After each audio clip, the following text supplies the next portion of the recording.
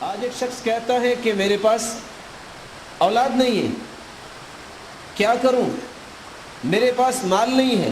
اللہ کے رسول صلی اللہ علیہ وسلم نے جب یہ فرما دیا ہے من لزم الاستغفار جعل اللہ له من كل هم فرجا ومن كل ضيق مخرجا ورزقه من حيث لا يحتسب۔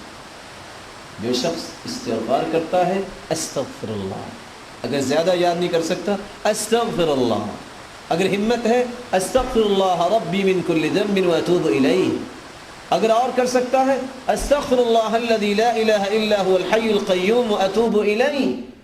جو اس کو کثرت سے پڑھتا ہے اللہ ہر مصیبت کو خوشیوں میں بدل دیتے ہیں، ہر تنگی کو آسانیوں میں بدل دیتے ہیں، اور جہاں سے گمان نہیں ہوتا وہاں سے اللہ رزق دیتے ہیں۔ گمان تو یہ ہے دکان سے ملے گا، گمان تو یہ ہے آفس سے ملے گا، گمان تو یہ ہے جو انسان کے گمان میں ہوتا ہے کہ یہاں کام کروں گا، یہاں کام کروں گا۔ اللہ سبحانہ و تعالیٰ وہاں سے دیں گے جہاں تمہارا گمان نہیں ہے۔ یقین کر لو۔ اور قرآن مجید نے اس بات کو بیان کیا ہے۔ نوح علیہ السلام اپنی قوم کو کیا کہہ رہے تھے؟ فَقُلْتُ اسْتَغْفِرُوا رَبَّكُمْ إِنَّهُ كَانَ غَفَّارًا۔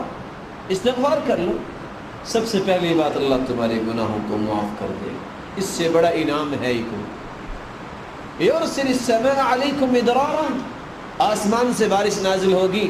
انسانی زندگی بھی اگر مرہون منت ہے بارش کی، کائنات کی ایک ایک چیز جو اگتی ہے زمین سے بارش کی وجہ سے۔ يُرْسِلِ السَّمَاءَ عَلَيْكُمْ مِدْرَارًا وَيُمْدِدْكُمْ بِأَمْوَالٍ۔ تم کہتے ہو میرے پاس مال نہیں، یقین اگر آ جائے، اور اللہ کے رسول صلی اللہ علیہ وسلم کی بات میں سنا دوں، یہ بار بار یقین میں کیوں کہہ رہا ہوں؟ فرمایا صلاح اول هذه الامه بالزهد واليقين ويهلك آخرها بالبخل والامل۔